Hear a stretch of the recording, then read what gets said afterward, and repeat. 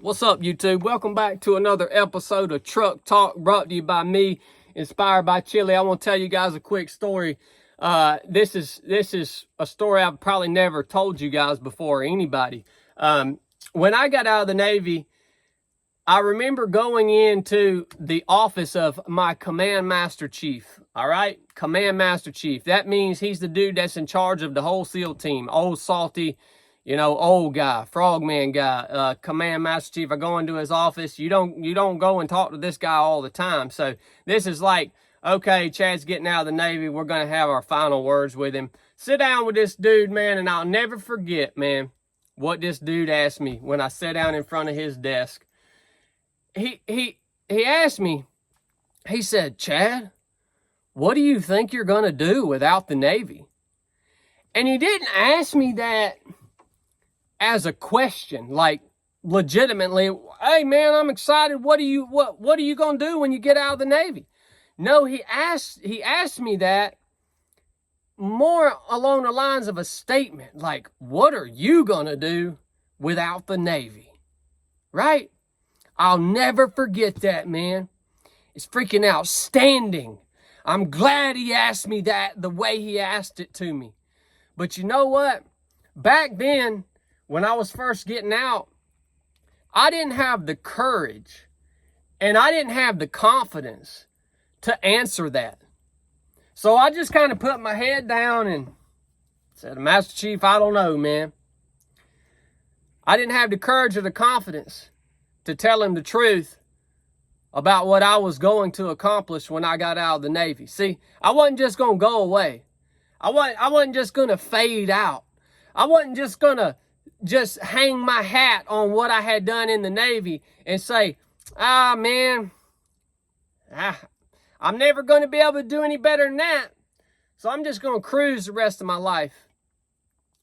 So if that Master Chief that asked me that question, if he ever listens to this, you know that the answer I should have gave that dude, man, the answer I wish I would have gave that dude, the answer I would give that dude today if I was sitting back in front of that desk today, I'd say, man, when I get out of the Navy, I'm going to go out into the world and I'm going to create the life that I've always wanted to have.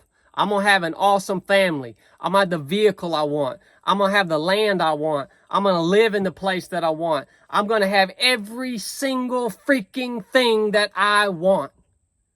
I'm going to create that life for myself and for my family. And I'm going to begin to create a legacy for myself by going around the world and sharing my lessons, my failures, my mistakes, everything that I've learned up to this point in life. I'm going to share it with people. I'm going to train people. I'm going to teach people. I'm going to pass things along to help change the lives of others and create a legacy.